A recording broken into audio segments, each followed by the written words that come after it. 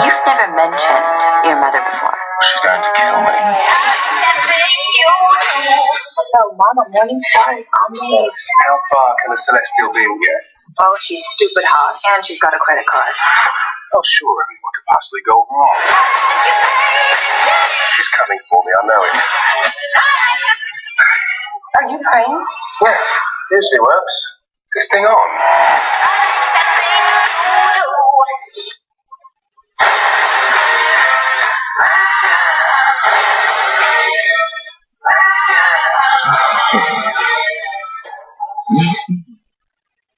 So I'm here with comedian Ron Placone talking about what it's like to be an artist, right? So when you start off as an artist, stand-up comedian, mean I'm going to live doing art.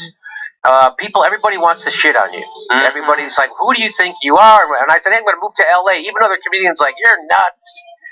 Everyone likes to crap on someone who's doing something.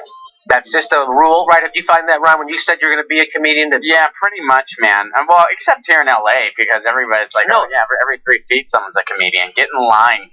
You're like 500 deep. White dude with glasses, oh, geez, never mind, 800 deep. Misspoke.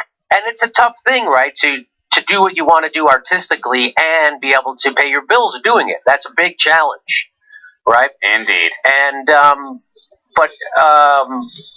that's also part of the struggle. Some of my favorite memories were when I was just starting out doing comedy, and I didn't know what I was doing, and I was going to places doing comedy. Anyway, so the salad days are often your great memory days. And so on Broadway, they have playbills. You go to a theater show, they have a playbill, like a little booklet tells you about who's in the thing, what the thing's about. They have ads, right, that helps support the theater, ads from companies, whatever they put in the playbill. So this happened at the on Broadway. They put this in a playbill. Wells-Fargo. If you notice, it says Wells Fargo is going to issue apology to artists because it says the banking company's new advertising campaign sparked outrage. So it had these inside the playbill. It had these pictures of. It says, "Look, a ballerina yesterday, an engineer today. Let's get them ready for tomorrow." This one says, "An actor yesterday, a botanist today. Let's get them ready for tomorrow." Why would he not still be an actor? Why would this 20-something-year-old guy quit being an actor to go all of a sudden, you know what? I decided I want to study things at a microbiological level. Did you see what I'm saying? You see what I'm saying? Yeah. And by the way, it's inside of it's inside of a playbill. So you're already at a theater watching people who are super successful in the arts. Yeah. They're on Broadway. Some marketing person got fired over this. Oh, definitely. Like someone's just, like creative people, they do it until they can't anymore. Because I wanted to be a creative and it didn't work out. And I went to go into advertising. Yeah, I had to go into advertising instead of real creativity. Yeah, right, exactly. I was like, a paycheck every 2 weeks makes me feel better, so I do this. And everyone makes that decision, right? No, some of us don't. I was an advertising major in college. In fact, when I got out, I had my sample book, and I decided to become a comedian instead. I started doing comedy right away, and I started getting paid right away, and I was like, this is great. I don't need to go inside of an office building and write Coke is it. Yeah. or Wrigley's is pure chewing satisfaction. And I lasted in the cubicle world 7 months, man. Oh, did you? It was 7 months too long. Yeah, I worked at a bank for like a minute, and I was like, this is, you guys want to do this the rest of your life? I got to get out. Like, this is, we all die at the end. You have that memo, right? Like, that's how this ends. Never look back. So that's the whole point about being an artist, right? Because you are aware of that. You die at the end. You might as well do something with your life that you enjoy and create art in the meantime. And these people are way too young to be thinking about giving up the arts, right? What are you talking about? Yeah, it's absolutely ridiculous. And you don't have to give up the arts. You can do the arts and do other things too. You can always be an actor. You can always be a writer. Lots of lawyers are writers, right? And then they stop being lawyers if they become successful enough as a writer. No one goes, "What are you writing for?" Go be. Anyway, yesterday a writer, today a lawyer. No one does that. There was this girl across the street from me in college. She was She majored in geology, anthropology, and acting, and she called herself the nation's first geoanthropactress. And she did one-woman shows about it. That is creative. Yeah, right? You know, Yeah. and no one told her what she had to be yesterday, today, or tomorrow. She was like, well, I'm being all three. I don't know what she's up to now, but I imagine she's doing well. I mean, she's got to. Somebody who can do that. Yeah, right? So that's just an actor yesterday, a botanist today. Oh, remember when I was an actor? Then I got serious about life, because that's the tone of that. And so people who are in the arts face that kind of crap every day of their life. And everybody telling them, what do you think you're doing? Go get a job. What is the matter with you? Why would you go to college and then be an actor? Why, you know, all that stuff. All that stuff. My parents are still embarrassed of me. They still want me to go into real estate. I'm not kidding.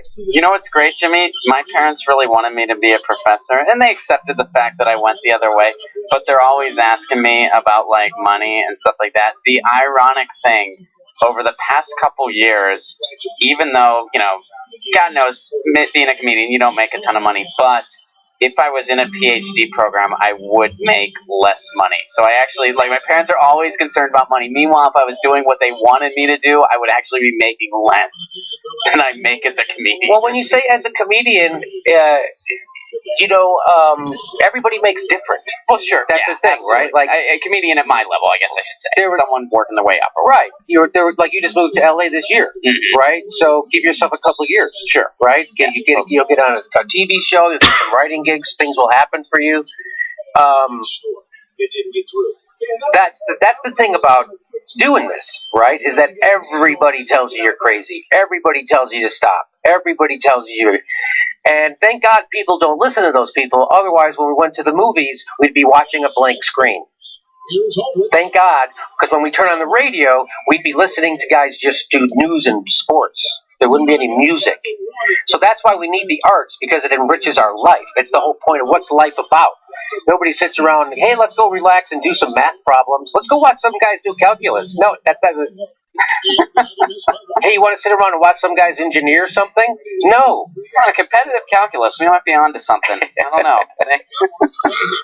So, thank God there's people who don't listen to those people and just do this anyway and go ahead and become artists. There's some people who got upset about it.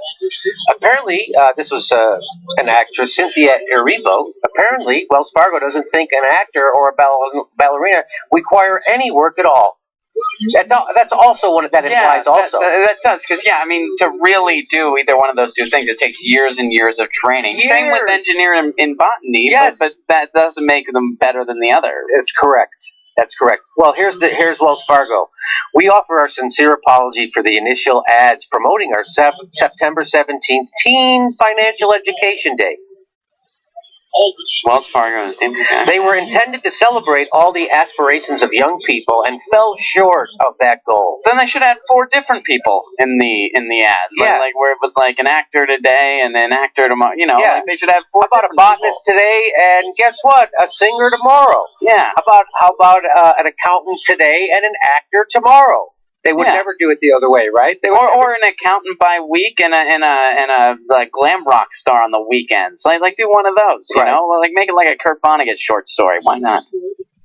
And by the way, I can't think of anything more soul-sucking than doing something just for the money, right? Like there's lots of people. That's it. I know all my friends, right? After they turn 25 years old, they don't know what to do with themselves.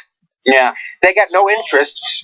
They got like, I guess I'll get married and have kids. And so they do.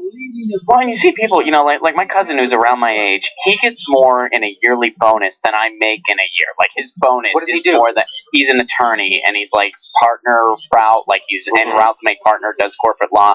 But the dude works so many, and I look at him like I wouldn't trade. I don't care how much. Like I would not trade. I work a lot doing, but this isn't work. It's a work of passion. Yeah, it's totally different. Yeah, totally different. Cenk Uygur had a job out of law school, and he worked for a corporate law firm, making a lot of money. And his job was to, long story short, whenever a CEO of a corporation screws over somebody and they get sued, I would hire somebody like Cenk to go defend the CEO over it.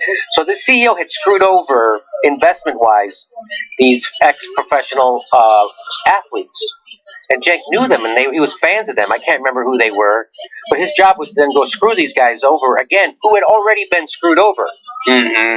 And he was like, I can't do this for a living. I can't do this. Yeah, man, when you I can't. And so that was that. He's like, I can't do this. When you get a peek under the hood, you really find out. I mean, even just at a bank and where I was working, which wasn't really under the hood, but it was some shady stuff that went on. I saw Fox News blaring from every TV screen, and you're like, man, I got to get out of this place. I was the weirdo in the office. I did really obscure, random things like eat sushi. I was the weirdo, man. Let's read that. We are making changes to the campaign's creative that better reflect our company's core value of embracing diversity and inclusion and our support of the arts. Last year, Wells Fargo supported the arts, culture, and education, totaling $93 million. Changes to the campaign's creative. I told you a marketing person got fired. That's what happened. Some marketing person got fired. So, good for everybody. I hope that person didn't get fired. I hope they learned a lesson, though. And we'll never stop denigrating the arts, because it's that thing of everybody wants to be an artist, everybody wants to be an actor, everybody wants to be a comedian, everybody wants to be a singer, and they can't, so they try to shit on anybody else who's actually doing it. And I've actually, that's just for whatever it is, that's just human nature, right? Yeah. My parents don't want me to be a real estate agent. My parents literally, I went to a festival. I got invited to the HBO Comedy Festival in Aspen, and I got noticed, and Comedy Central gave me a half-hour special, my first half-hour special. I was like, yay! Yeah. It happened, right? It really worked out. It worked out for me. I got in comedy. I moved to LA. I got a half-hour special on Comedy Central. I'd already been on Comedy Central, but this is my first special. And you know what my mom said? She's like, oh, that's great. Hopefully someone will see that and they'll do something for you. I'm like, no, Mom, someone did see me and they did do something for me, and this is it. I thought you were going to say their first question was, are they paying you for this? How much are you getting paid? I'm pretty sure that would be my parents' first question. I always think, like if I get, like, that first TV spot or whatever, and I'm like, hey, I'm going to be on there, but are they paying you? Are they? That's what my brother who's was the vice president of White Castle, when I got first time on Comedy Central, they flew me out to do this show called Premium Blend. Mm-hmm. It was I remember in 2001. And it was unbelievable. I got to perform in a theater on Broadway doing stand-up, and they filmed it, and there was all these other comedians around. The guy from In Living Color hosted the show, and I was staying literally in Manhattan on Broadway at a hotel. It was great. It was the greatest thing in the world. My brother, hey, how much they pay you for that? It's like, hey, I went out on a date with, who's a big sex symbol female right now? Taylor Swift. I went out on a date with Taylor Swift. Would they pay you for that? No. How much was the dinner? Did you guys split it, or did you guys split it? She's pretty famous. Did she cover the bill? Like, oh, free dinner, man. That's so cool. You got a free dinner. But that meal was great. Hopefully somebody sees your television show and gives you a television show.